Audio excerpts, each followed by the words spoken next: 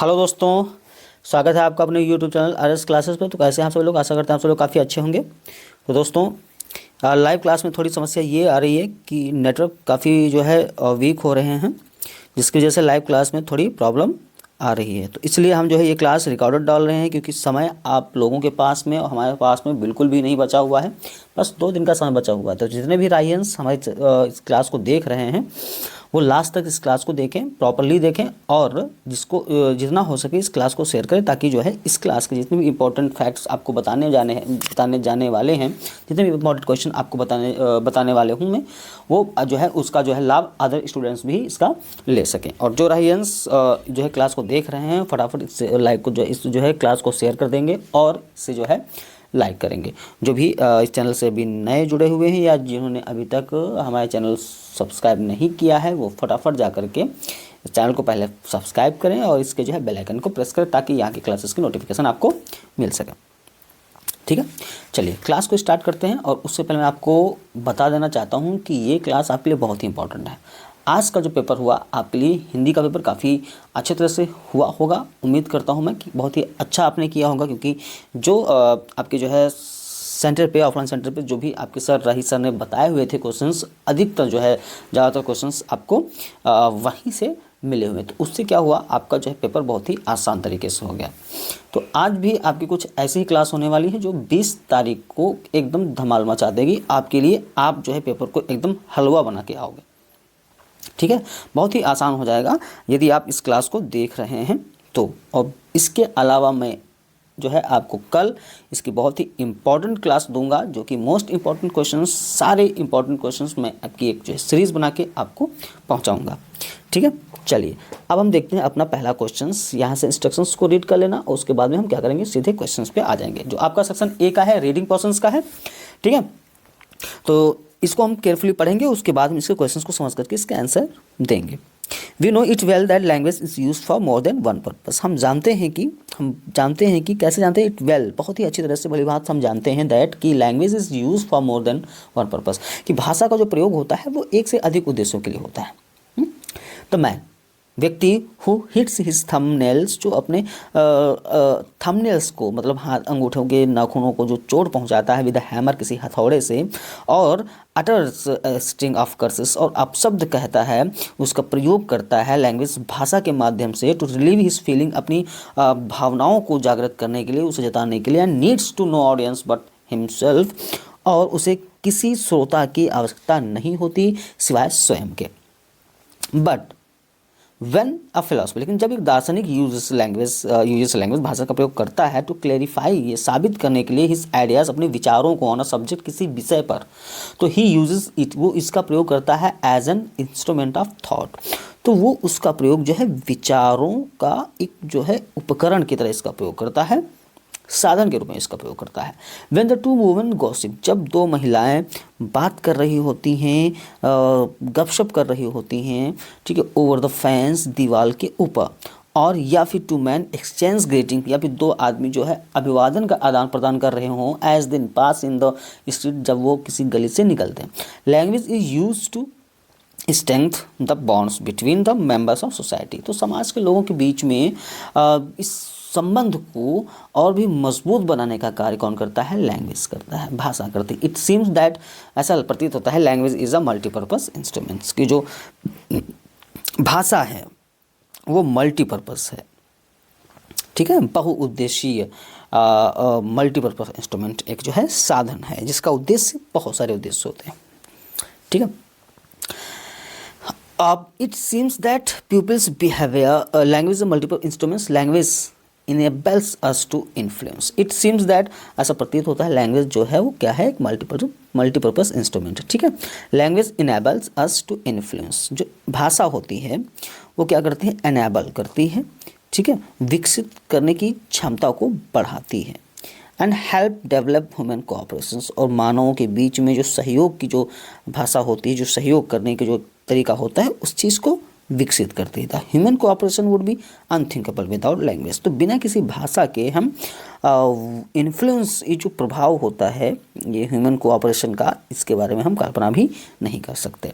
It makes human cooperations more throw. ये किसी भी व्यक्ति के जो है सहयोग को, भाषा सहयोग को बहुत ही क्या बनाता है, अकल्पनीय बना देता है और इफ़ेक्टिव और बहुत ही प्रभावी बनाता है। एंड मोर वाइड रेंजिंग, और बहुत ही विस्तृत बना देता है। ठीक है, पहला क्वेश्चन कह रहा है, पहला क्वेश्चन क्या कह रहा है भैया मेरे, अब हम यहाँ से देखेंगे क्वेश्चन के साथ में इसके आंसर भी देखेंगे। How does language help relieve the man hitting his finger, hitting his finger, क्या लिखा इसके बाद, पेल्स विद अ हैमर।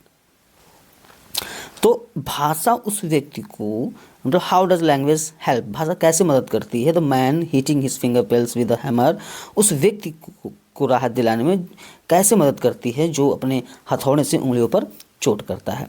तो इसका जो आंसर है भैया मेरे, इसका जो आंसर है वो यहाँ पे देखेंगे, दे रखा है इसका सल्यूशन कि by uttering a string of curse to relieve his feelings, language help relieve the man hitting his finger pales with a hammer.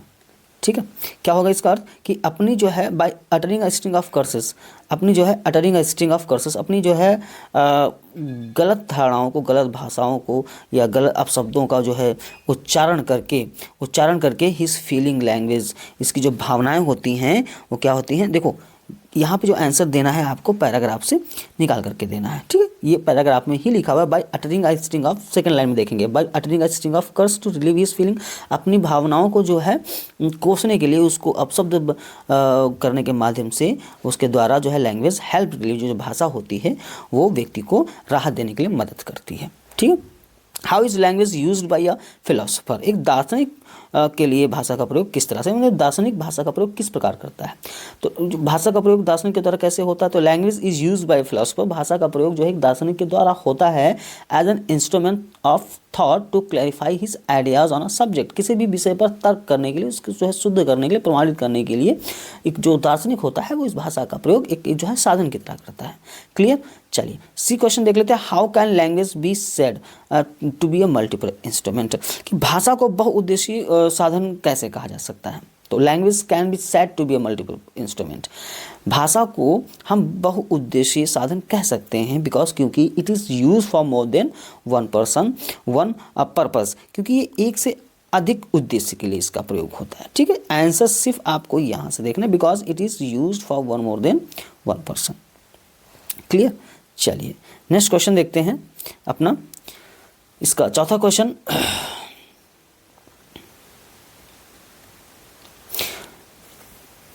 चौथा क्वेश्चन है how does language help promote human cooperation, जो भाषा है वो how does language, मतलब किस प्रकार भाषा हेल्प मदद करती है प्रमोट करने के लिए, सहायक सिद्ध होने के लिए, मतलब सहायक कैसे होती है ह्यूमन कोऑपरेशन, जो मानव सहयोग को बढ़ावा देता हो। तो भाषा जो है किस प्रकार मानव सहयोग को बढ़ावा देने में सहायक होती है। ठीक है, तो किस प्रकार, it makes human cooperation more through more effective and more wide ranging, ये जो है मानवीय सहयोग को और भी अधिक जो है व्यापक बनाती है, उसको प्रभावी बनाती है और विस्तृत बनाती है।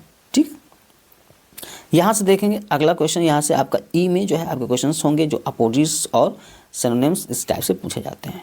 ठीक है, अक्सर क्या होता है कि हम यहाँ से डी तक क्वेश्चन तो बहुत ही सिंपली पैसेज से क्लियर कर सकते हैं, बट यहाँ से हम कभी कभी अटकने लगते हैं। अपोजिट ऑफ वीकनेस पूछा गया तो कमजोरी का अपोजिट पूछा गया, तो पैराग्राफ में आपको लिखा हुआ है स्ट्रेंथ, मतलब शक्ति, ताकत, यही इसका क्या हो जाएगा, अपोजिट हो जाएगा। ठीक है, लिसनर्स मीन्स, लिसनर का मीन्स यहाँ पे बताना है। देखिए लिसनर मीन्स क्या होता है, श्रोतागण। ऑडियंस मतलब क्या होता है, श्रोतागण। ठीक है, ऑडियंस मतलब क्या होता है, श्रोतागण, श्रोतागण। इस पैराग्राफ में दिया हुआ है लिसनर्स। ठीक है, लिसनर का मतलब होता है क्या होता है, श्रोतागण। Adjective form of the word clarify, clarify का क्या बताना है आपको, adjective form of the word clarify, मतलब क्लैरिफाई का जो एडजेक्टिव होगा वो क्या होगा, क्लियर, स्पष्ट होगा। क्या होगा भैया, स्पष्ट। ठीक है, चलिए नेक्स्ट क्वेश्चन देखते हैं आगे अपना। अब यहाँ से सेक्शन 20 स्टार्ट हो जाएगा। Right an article on any one of the following topics in about 100 to 115 words.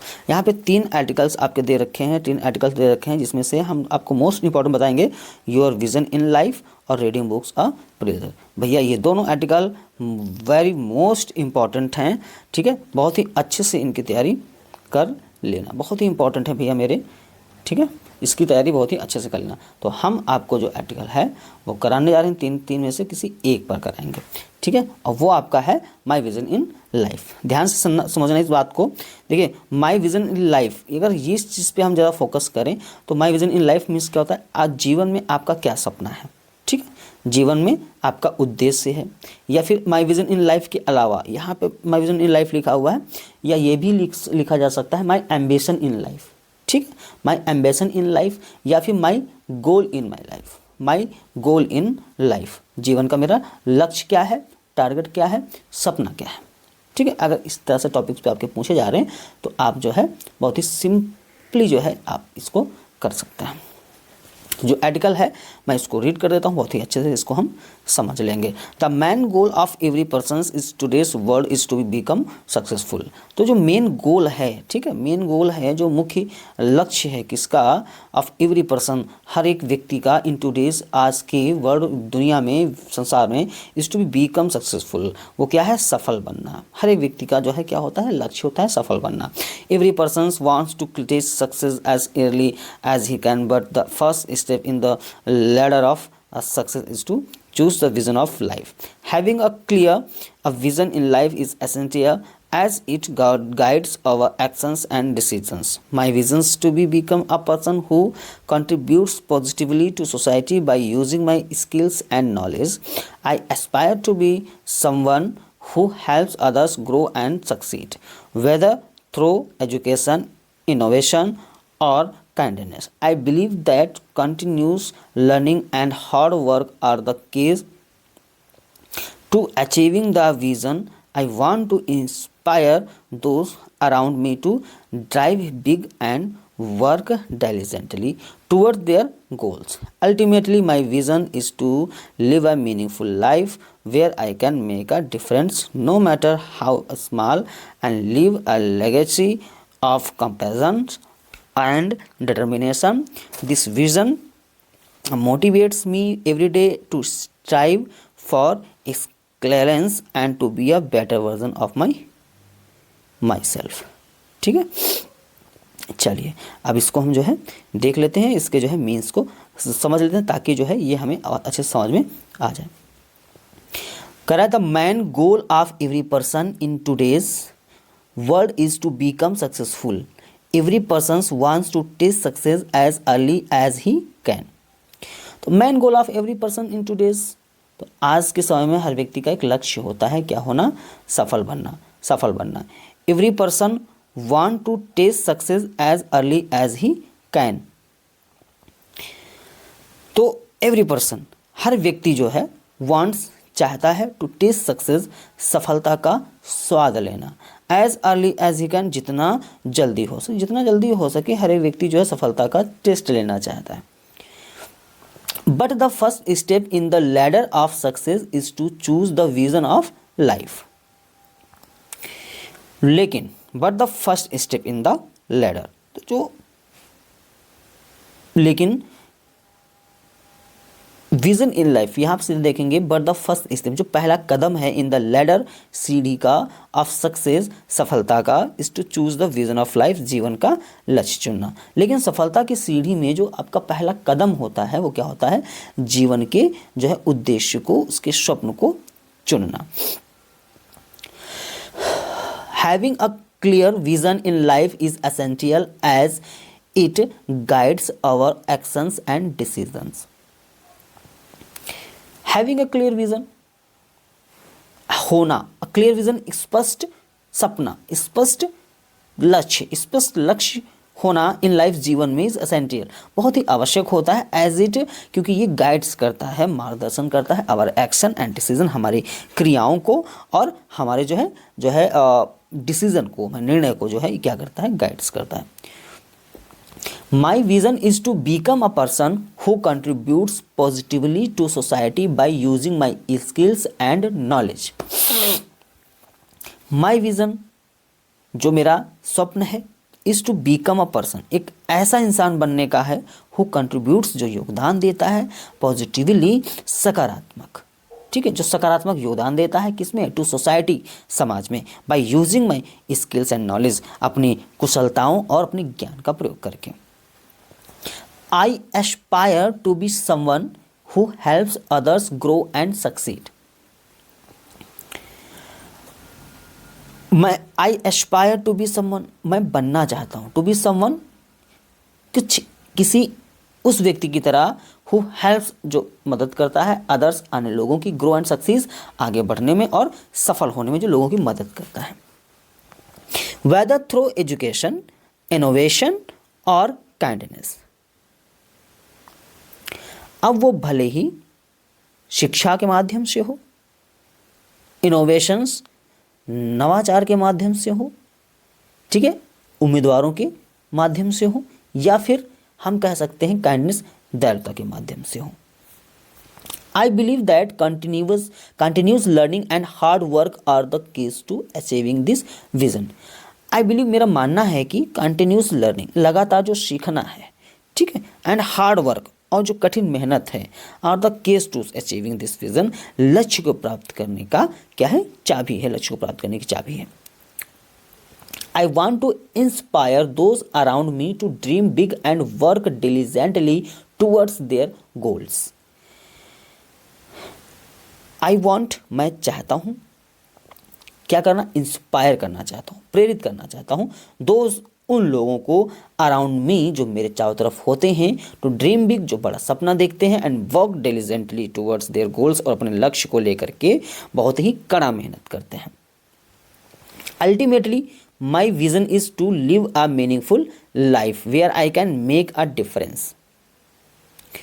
तो अल्टीमेटली अगर हम बात करें, आखिरकार, माई विजन, जो मेरा सपना है, is to live a meaningful life, क्या करना है, मीनिंगफुल लाइफ, मतलब अर्थ से भरा हुआ जीवन जीने का है, वेयर, जहाँ I can make a difference, जहाँ मैं विभिन्नताएं ला सकूँ, बदलाव ला सकूँ।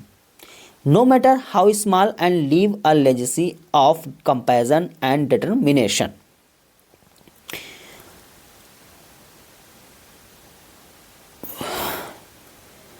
No matter how small, and leave a legacy of compassion and determination। तो कोई फर्क नहीं पड़ता, ठीक है, नो मैटर, कोई फर्क नहीं पड़ता कि हाउ स्मॉल, कि कितना ही छोटा हो, एंड लीव अ लेजेसी, जो लीव कर दे, छोड़ दे, लेजेसी, किसी विरासत को, ऑफ कंपैशन, कंपैशन, किसी भी जो है, कंपैशन एंड डिटर्मिनेशन, किसी भी जो है इरादे को, या फिर किसी भी कंपैरिजन को छोड़ करके। दिस विजन मोटिवेट्स मी, ये जो सपना है, ये जो गोल है, लक्ष्य है, वो मोटिवेट्स करता है, मुझे प्रेरणा देता है, एवरीडे, प्रतिदिन, to strive for excellence and to be a better version of my life. This vision motivates me every day to strive for excellence and to be a better version of my self. ये जो सपना है, ठीक है, ये क्या करता है, मुझे प्रेरित करता है, और क्या करता है, एवरीडे, प्रतिदिन, टू स्ट्राइव फॉर एक्सेलेंस, क्या करता है कि स्ट्राइव करने के लिए, थोड़ा बेहतर बनाने के लिए, है ना, कम excellence, and to be a better version of my self, और अपने ही जो है स्वप्न को, अपने जीवन के लक्ष्य को और भी अच्छा बनाता है। क्लियर, ठीक है। तो इस तरह से ही जो आपका आर्टिकल था वो आपका क्लियर हो गया। अब हम पहुंचेंगे क्वेश्चन नंबर तीसरे की तरफ। क्वेश्चन नंबर तीसरे की तरफ बढ़ेंगे। क्वेश्चन नंबर जो तीसरा है वो क्या कह रहा है, ध्यान से देखना है कि the youth of the country are very vigilant this days and feel concerned about the problems being faced by the people. Write a letter to the editor of a national daily urging him to highlight the role of the youth in eradicating the problems of poverty, unemployment and corruptions. You are Rani Rohit 15 Gulberg society Surat. तो देश के युवा इन दिनों काफ़ी जागरूक हैं। The youth of the country are very vigilant, बहुत ही जागरूक हैं। कौन जागरूक है? अपने देश के युवा। दिस नाउ दी, आज के दिनों में, एंड फील कंसर्नड, और क्या करते हैं वो जो है महसूस करते हैं कंसर्नेड अबाउट द प्रॉब्लम्स, समस्याओं को लेकर के काफ़ी जो है उसको महसूस करते हैं, चिंतित रहते हैं, फेस्ड बाय द पीपल, जो लोगों के द्वारा सामना किया जाता है, जो लोग इसका सामना करते हैं। Write a letter to the editor of national daily urging him to highlight, तो अब क्या करना है, एक जो है पत्र लिखना है, किसको, letter to the editor of a national daily, राष्ट्रीय दैनिक के संपादन को पत्र लिख करके आपको क्या करना है, हाईलाइट करना है the role of the youth, जो युवाओं का जो रोल है, उनकी जो भूमिका है, उसको क्या करना है, हाईलाइट करना है, मतलब उजागर करना है। किस लिए करना है, eradicating the problems of poverty, तो ये जो पॉवर्टी, जो गरीबी है ना, उसकी समस्याओं को इरेडिकेटिंग मतलब उसका उन्मूलन करने के लिए, तो अनएम्प्लॉयमेंट जो है बेरोजगार के लिए, एंड करप्शंस और भ्रष्टाचार के लिए। यू आर रानी रोहित, तुम रानी हो, रोहित हो, 15 गुलबर्गा सोसाइटी सूरत, ये आपका एड्रेस है। उसके बाद क्या पूछ रहा है, write letter to your principal of your school requesting to make better arrangement for games and sport in the schools, अपने विद्यालय के जो है प्रधानाचार्य हैं, जो उनको पत्र लिख कर उनसे विद्यालय में खेलों और जो है खेलकूद के लिए बेहतर व्यवस्था का अनुरोध करना है। ठीक है, तो हम आपको सिंपली जो है बताएंगे कि arrangement regular evening games important है, इसलिए मैं आपको ये बता रहा हूँ। ठीक है, इंपॉर्टेंट है, आप इस चीज़ पे ध्यान देना है भैया कि ये आपका इम्पॉर्टेंट है।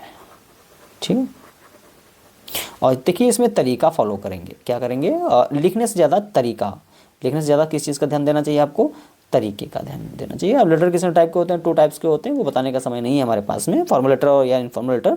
तो क्या करना, सबसे पहले आपको क्या करना है, देखिए आप चाहें तो ये जो आपका है ये फॉर्मल लेटर है आपका। ठीक है, सबसे पहले हम क्या लिखेंगे, टू लिखेंगे, उसके बाद द प्रिंसिपल, क्योंकि हम प्रधानाचार्य को लिख रहे हैं ना। उसके बाद में क्या करेंगे, कॉलेज नेम, आप जिस भी कॉलेज से बिलोंग करते हैं या किसी अदर कॉलेज का भी आप यहाँ पे नाम मेंशन कर सकते हैं। उसके बाद में जो कॉलेज है उसका एड्रेस आप यहाँ पे डालेंगे। उसके बाद में आपको क्या करना है, डेट डालेंगे, 23 मार्च 2026, इस तरह से डेट आपको डालना है। उसके बाद आपको लाइन छोड़ देनी है, एक लाइन ब्लैंक छोड़ देनी है। उसके बाद सब्जेक्ट डालना है, सब्जेक्ट में क्या लिखना है, जो आपका एप्लीकेशन से रिलेटेड जो कह रहा होता है, उसका जो मेन मोटिव होता है, जो सब्जेक्ट होता है, वो आपको करना है। तो इसमें जो आपको मेन सब्जेक्ट था वो क्या था, request for the arrangement of regular evening games. तो इसी पे हम जो है इस पर चर्चा करने वाले हैं। तो देखते हैं इसके बाद में आपको कैसे लिखना है, डियर सर या मैडम। ठीक है, I hope this letter finds you well, I am Tushar, I student of class XB at our college, I hope this letter finds you well. उम्मीद करता हूँ ये पत्र देकर आपको जो है क्या हो, काफ़ी अच्छा महसूस हो। आई एम तुषार, मैं तुषार हूँ, student of class XB 10B का एक विद्यार्थी हूँ, एट आवर कॉलेज, अपने विद्यालय का। I am writing to request the arrangement, मैं ये पत्र लिख रहा हूँ टू रिक्वेस्ट, प्रार्थना करने के लिए, the arrangement of regular evening games for student, की वो विद्यार्थियों के लिए जो है व्यवस्था करें, जो है किस चीज़ पर, रेगुलर इवनिंग गेम्स पर। ठीक है, many of us feels that बहुत सारे, हम में से बहुत सारे लोग ऐसे हैं जो ऐसा महसूस करते हैं, उनको लगता है कि गेम्स इन द इवनिंग, शाम को जो गेम्स खेले जाते हैं, will help improve our physical fitness and foster team work among students, की जो शाम की जो संध्या के समय जो खेल खेले जाते हैं, ये हम जो है मदद करेंगे, इम्प्रूव अवर फिजिकल फिटनेस, हमारी जो शारीरिक गांठ बांठ है इसको सुधारने में, उसको ग्रोथ करने में मदद करेंगे, and foster team work among students, और स्टूडेंट्स विद्यार्थियों के बीच में जो है टीम वर्क को जन्म देंगी। ठीक है, वी बिलीव दैट, हम ऐसा मानते हैं, विश्वास है कि दैट रेगुलर गेम्स के जो नियमित जो खेल होते हैं, can also serve as a refreshing break from our studies, ये हमारे जो है स्टडीज़ से, जो हमारे अध्ययन से हमें क्या कर सकता है, रिफ्रेशिंग ब्रेक दे सकता है। I kindly ask you to consider this request, मैं आपसे विनयपूर्वक विनती करता हूँ कि कंसिडर दिस रिक्वेस्ट, की इस प्रार्थना को स्वीकारें, and facilitate the organisation of evening sport activities, और शाम की जो है खेलों के लिए, प्रतिक्रियाओं के लिए क्या करें, फैसिलिटेट द ऑर्गेनाइजेशंस, किसी भी जो है ऑर्गेनाइजेशंस का जो है प्रबंध करें। Thank you for your attention to this matter, इस मामले में आप ध्यान देने के लिए आपका बहुत बहुत धन्यवाद। Your obedient XYZ। तो इस तरह से हम क्या करेंगे, अपनी जो है एप्लीकेशन से लेटर को लिखेंगे। ठीक है, इसके बाद हम आ जाते हैं अपने question number section number C में, जो आपका ग्रामर पोर्शन से होता है, और यहाँ से आपके क्या होते हैं, MCQ। ठीक है, यहाँ से आपके शुरू होते हैं MCQ। इस चौथे का पहला क्वेश्चन है, that which can not be corrected is called, जिसे हम क्या कर नहीं कर सकते, करेक्ट नहीं कर सकते, सुधार नहीं सकते, उसको हम क्या बोलते हैं, देखिए इनकरेक्टेबल, इनकरेक्टिबल, या इनकरेक्टेड, या फिर इनकरेक्टिबल। तो इसका जो आंसर होगा वो हो जाएगा आंसर ऑप्शन नंबर 4।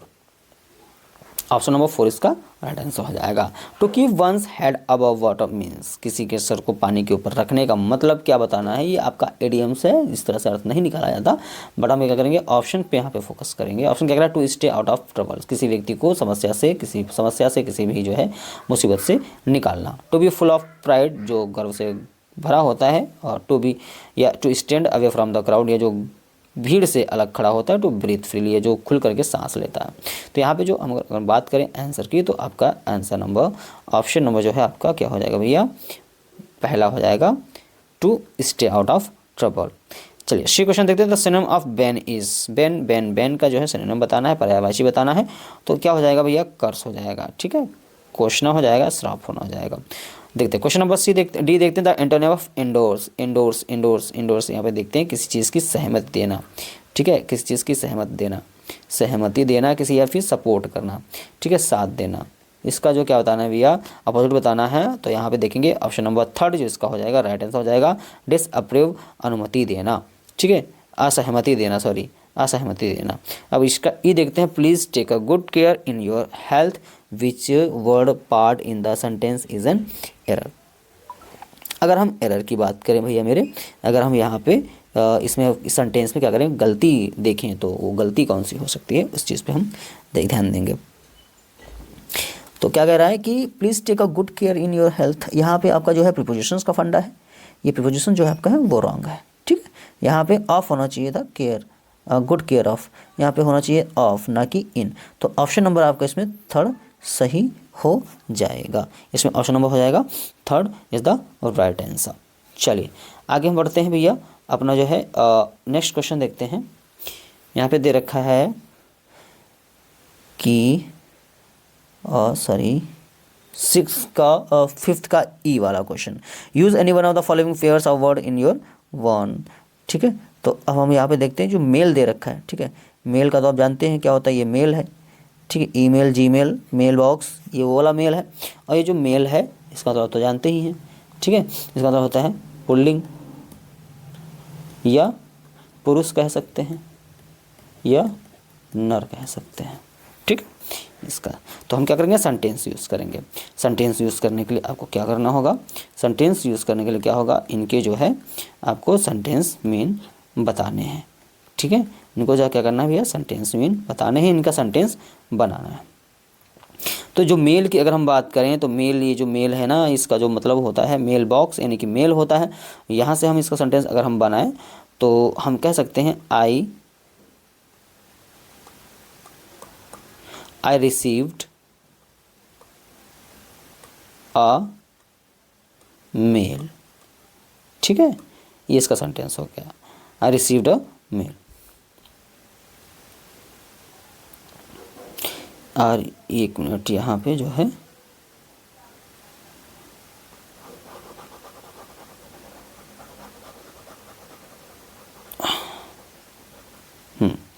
यहाँ पे जो है आपको रिसीव लिखना है।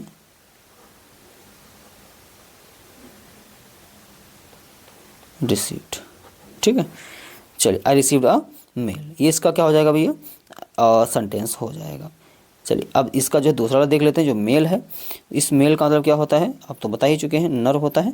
तो यहाँ पे लिखेंगे, यहाँ पे आप लिख लीजिए, सेंटेंस बना लीजिए इसका कि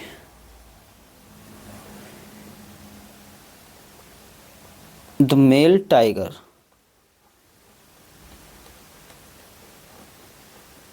ठीक है वॉज किल्ड बाय मी। इस तरह सेंटेंस को हम बना सकते हैं। नेक्स्ट देख लेते हैं, इसका जो दूसरा दे रखा है टीम। ठीक है, टीम मीन्स क्या होता है भैया, भरा हुआ। टीम मीन्स क्या होता है, भरा हुआ। अगर सेंटेंस की हम बात करें टीम की, तो the reverse team with fish कह सकते हैं द रिवर्स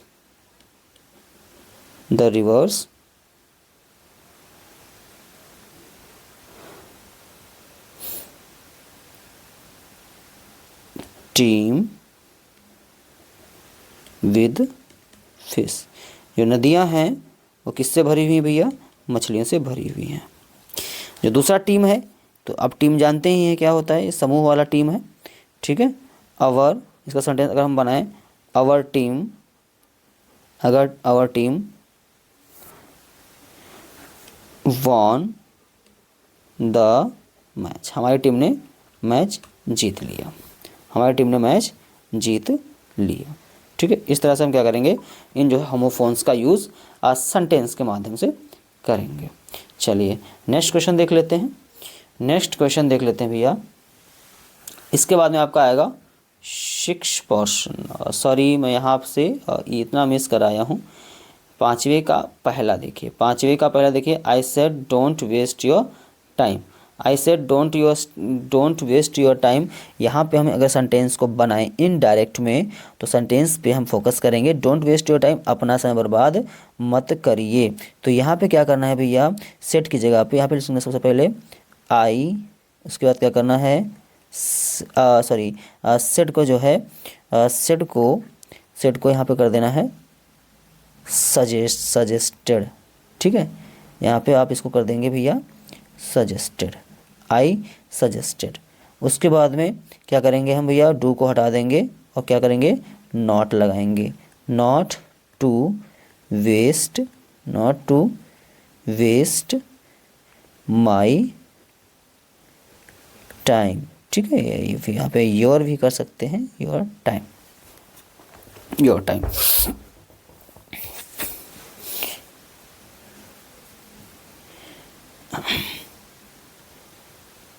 अब देखते हैं अगला इसका पाँचवें का दूसरा, ये क्या कह रहा है, Rohit said to us let us go for a picnic, ठीक है। इसको बनाते हैं, रोहित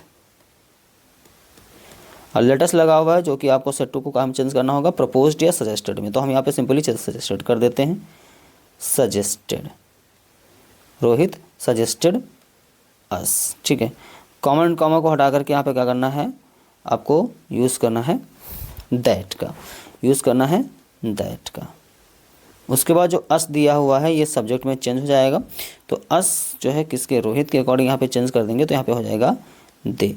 और दे के बाद में एक चीज़ आपका सिंपली जो है क्या हो जाता है भैया, कंपलसरी हो जाता है, should, they should go for a picnic, ठीक है, गो फॉर अ पिकनिक। चलिए इसके नेक्स्ट सेंटेंस देखते हैं हम, क्या कह रहा है कि बी में क्वेश्चन देखिए, combine any one of the following as directed, I can give you a dress, my mother gifted it to me, मैं आपको एक पोशाक दे सकता हूँ, ड्रेस दे सकता हूँ, जो my mother gifted it to me, मेरी माता ने मुझे पुरस्कार दिया था। तो इस सेंटेंस को कंबाइन करना है, और किस में कंबाइन करना है, कॉम्प्लेक्स सेंटेंस। तो कॉम्प्लेक्स सेंटेंस में हम कंजक्शंस के माध्यम से, सबऑर्डिनेट कंजक्शन के माध्यम से, रिलेटिव प्रोनाउन से, रिलेटिव एडवर्ब्स के माध्यम से इसको क्या करते हैं भैया, हम कंबाइन करते हैं। आई can give you a dress, यहाँ तक सेंटेंस क्लियर है। उसके बाद क्या करना भैया, फुल स्टॉप की जगह पे आपको लगाना है विच, ठीक, which my mother gifted, it हो जाएगा टू मी। तो I can give a dress which my mother gifted to me, मैं आपको वो पोशाक दे सकता हूँ जो मेरी माता ने मुझे गिफ्ट किया था। Do it leave it, compound sentence बनाना है, तो डी इट लीव इट आपको क्या करना है, आइदर का यूज़ कर सकते हैं आप यहाँ पे, आइदर डू इट या फिर और leave it, either do it और लीव इट। यदि आप सेंटेंस ऐसा नहीं बना सकते हैं तो सिंपल सा बना लीजिए, डू इट और लीव इट, इसे करो या छोड़ दो, ठीक है। आइदर डू इट और लीव इट, या तो इसे करिए या छोड़ दीजिए। इसके बाद देखते हैं सी का क्वेश्चन देख लेते हैं। सी कह रहा है transform any one of the following as directed, तो he has saved my life, इसको पैसिव में चेंज करना है, तो कैसे चेंज करेंगे, माई लाइफ जो कि आपका ऑब्जेक्ट है उसको पहले लिख लेंगे माई लाइफ, हेल्पिंग वर्ब आपके यहाँ पे हैज़ लगी हुई है, तो यहाँ पे हैज़ क्या हो जाएगा, हैज़ बीन हो जाएगा, ठीक है, हैज़ बीन हो जाएगा, माई लाइफ हैज़ बीन। उसके बाद सेव्ड की थर्ड फॉर्म लगा देंगे, सेव्ड बाई हिम, ठीक है। इस तरह से क्या करेंगे, इसका हम पैसिव बना सकते हैं। This is the most effective remedy for this disease. अब आपको क्या करना है भैया, इसको क्या करना है, कंपैरेटिव डिग्री में चेंज करना। कैसे चेंज करेंगे देख लेंगे, this is more effective remedy than any other. ठीक है, इस तरह से क्या करेंगे, इस सेंटेंस को हम कम्प्लीट डिग्री में चेंज कर सकते हैं। चलिए नेक्स्ट क्वेश्चन देख लेते हैं। क्वेश्चन नंबर डी का क्या करना है, करेक्ट करना है। You are senior than me, तो यहाँ पे सीनियर होता है, जूनियर होता है, इंटीरियर होता है, इन्फीरियर होता है, वहाँ पे देन का यूज़ नहीं होता है। सिंपल यहाँ पे क्या करते हैं, टू का यूज़ करते हैं। पहले बता चुके हैं आपको। कैटल्स आर ग्रेजिंग, जो कैटल्स होता है इसका मतलब क्या होता है, पशुओं का एक झुंड होता है, मवेशियों का झुंड होता है। ये आपका ऑलरेडी ही प्लूरल होता है, इसमें क्या नहीं होता भैया, इसको हम एस लगाकर प्लूरल नहीं बनाते। एस को हटा देंगे, सेंटेंस आपका पूरा सही हो जाएगा। ठीक है, और ई के हम सेंटेंस आपको बता ही चुके हैं। तो चलिए अब हम बढ़ते हैं अपने क्वेश्चन नंबर 6 की ओर, जो कि आपका ट्रांसलेटर से संबंधित है।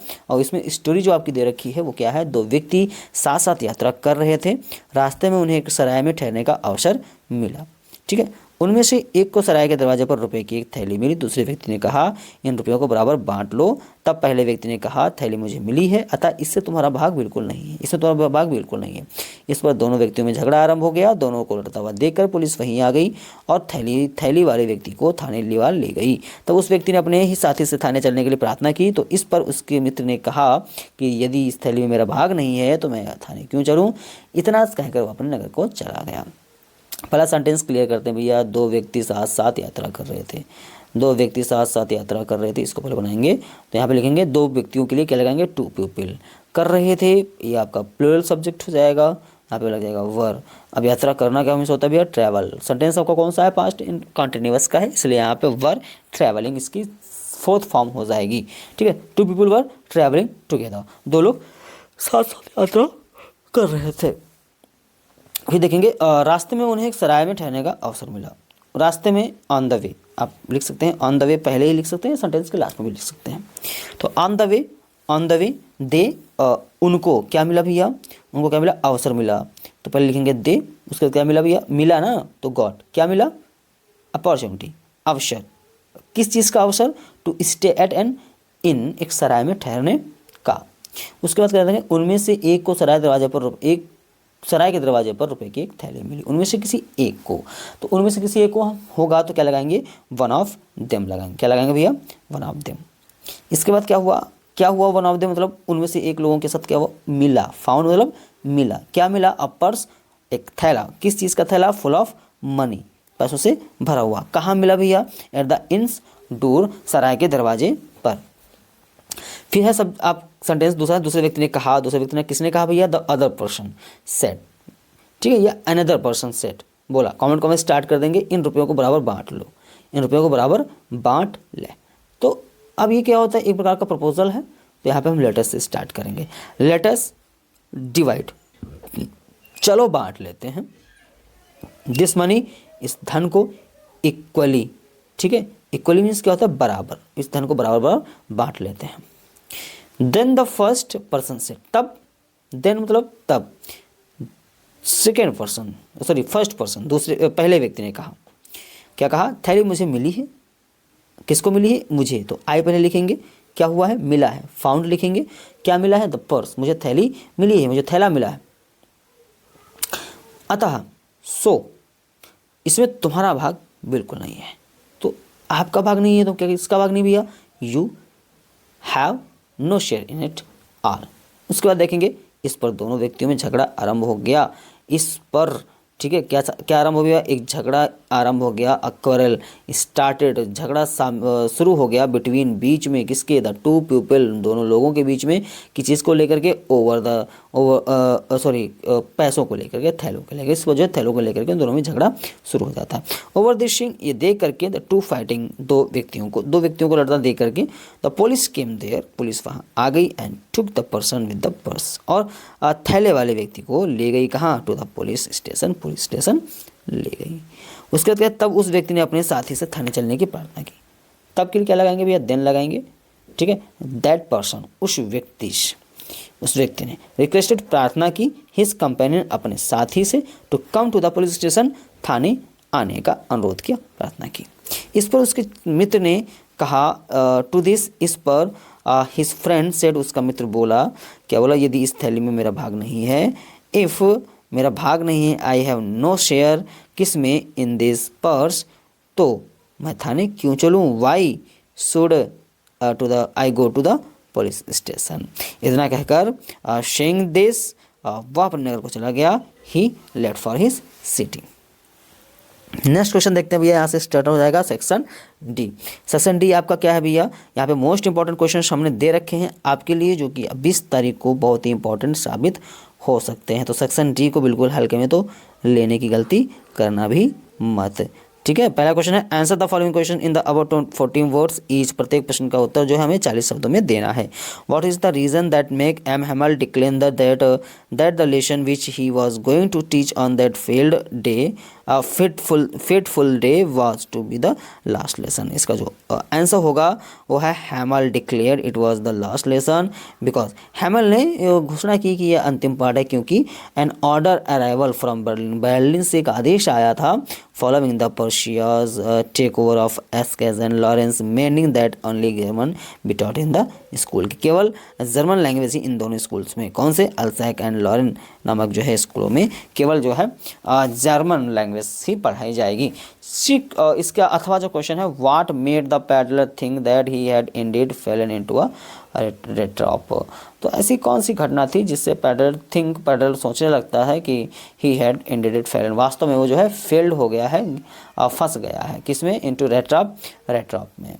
The peddler failed he had fallen into a red trap, peddler को लगा कि वो रेड ट्रैप चूहेदानी में कैद हो चुका है, आफ्टर से स्टीलिंग द क्रॉफ्टर्स 30 क्रोनर्स, की उस किसान के 30 क्रोनर्स को चुराने के बाद में, विच एक्टेड एज अ बेट, जो कि एक शर्त के समान प्रतीत हो रहे थे, by leaving the main road, अपने मेन रोड को छोड़ने के बजाय, टू अवॉइड डायरेक्शंस, वो अपने दिशा से भटक जाता है। As he got lost in the forest, जंगल में वो खो जाता है, और रियलाइजिंग हिज ग्रीड, अपने लालच का एहसास करता है, एंड हैड ट्रैप्ड हिम, और अपने आप को फंसा लेता है, just ill take like a rat in a case, जिस प्रकार किसी पिंजड़े में चूहा फंस जाता है। नेक्स्ट क्वेश्चन देखेंगे भैया, क्वेश्चन नंबर बी 7 का भी, what complaint does the author offer for the children not wearing footwear, की लेखिका ने क्या जो है बात प्रस्तुत करी, किस चीज़ के लिए कि बच्चों को फुटवेयर नहीं पहनाए जाते हैं। तो अकॉर्डिंग टू ऑथर, लेखिका के अनुसार, one explanation of this habit, इस आदत को लेकर के बात कही गई है, ऑफ रिमेनिंग बेफुट, की जो है बिना स्लीपर के रहते हैं, is that it is a tradition, क्योंकि ये वहाँ की परंपरा है, अमंग द पुअर चिल्ड्रन, गरीब लोगों के बीच में, गरीब बच्चों के बीच में एक परंपरा थी। However, the author quickly mentioned this calling at it a traditions could be just a mean of justification of the utter destitutions। तो इसका अथवा क्वेश्चन है, what promoted Gandhi to urge the departure of his British. इसका answer है, he at last forced out a way for an honorable settlement for the peasants। This episode of Champaran promoted Gandhi to protect against the British, as it make him clear that they must quit Indian sooner। भैया ये जो question है आपका अथवा में, ये बहुत ही important question है भैया, ठीक है, ये आपका मोस्ट इंपॉर्टेंट क्वेश्चन है, ध्यान रखना इस क्वेश्चन पे, मोस्ट इंपॉर्टेंट क्वेश्चन है, ठीक है। चलिए इसके बाद देख लेते हैं अपना अगला क्वेश्चन, क्या कह रहा है, सेक्शन डी लिटरेचर से ही आपका क्वेश्चन नंबर 8 पूछता है, क्या what did Gandhi ji do for Champaran, Champaran के लिए गांधी जी ने क्या किया। इस क्वेश्चन पे हम फोकस करेंगे भैया, एपिसोड पूछा हो तो भी आपको यही लिखना है, और स्ट्रगल ऑफ गांधी जी इन चंपारण, चंपारण में जो गांधी जी का संघर्ष होता है, यदि उसके बारे में पूछा जाए तो भी आपको यही लिखना है, ठीक है। और यदि आपको पूछ ही रहा है कि what did Gandhi do for Champaran, Gandhi ji ने चंपारण में क्या किया, वो भी आप इसका ही आंसर देंगे।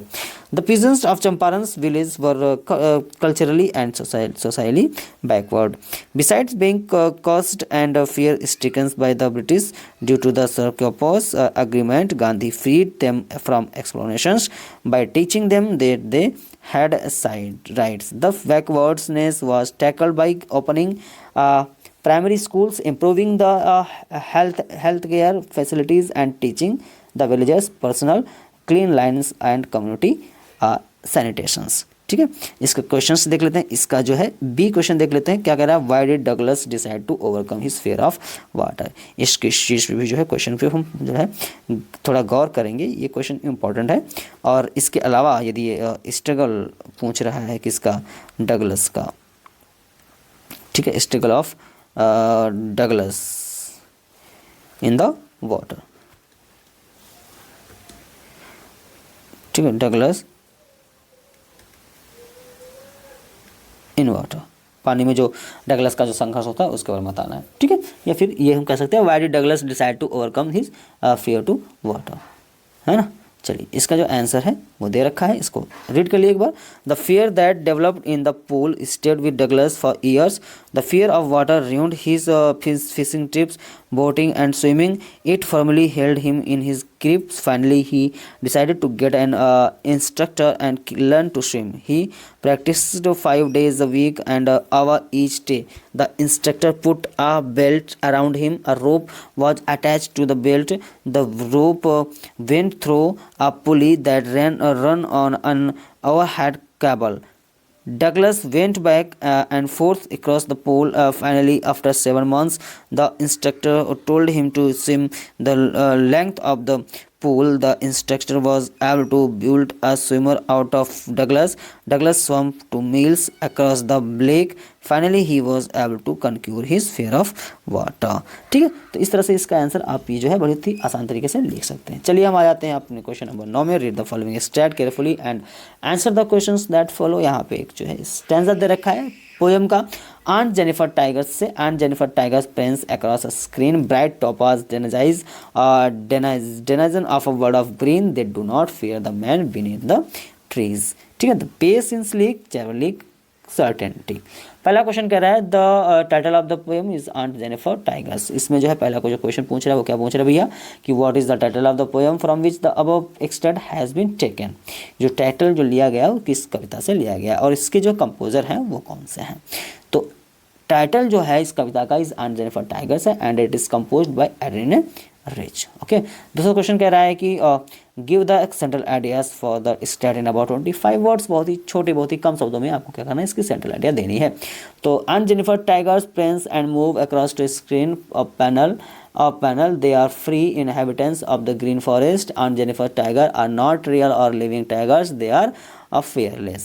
Clear। चलिए इसका सी क्वेश्चन देख लेते हैं। Write down the rhyming words in the above state. जो ऊपर स्टैंजा जो दिया है इसमें जो राइमिंग वर्ड जो तुकान शब्द हैं वो देना देखने देख ले, स्क्रीन और ग्रीन।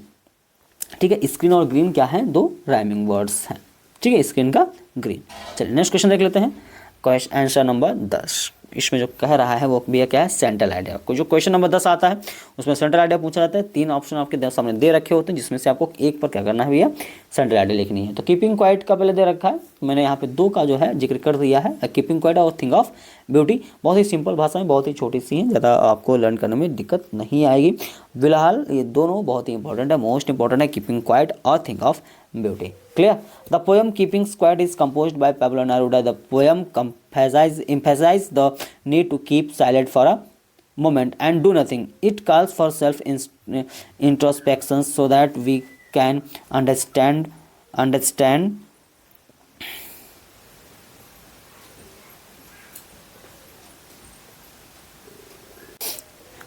ठीक है। The person emphasizes the need to keep silent for a moment and do nothing. It calls for self introspection so that we can understand what we are doing. The poet Pablo Neruda asks us to stop wars, hate pollution, killing of animals and hurting ourselves as well as others. He wants us to spare sometimes to go deep into the soul. For Neruda, silence is a universal language, and hence when silence prevails, there will be no languages barriers or miscommunications.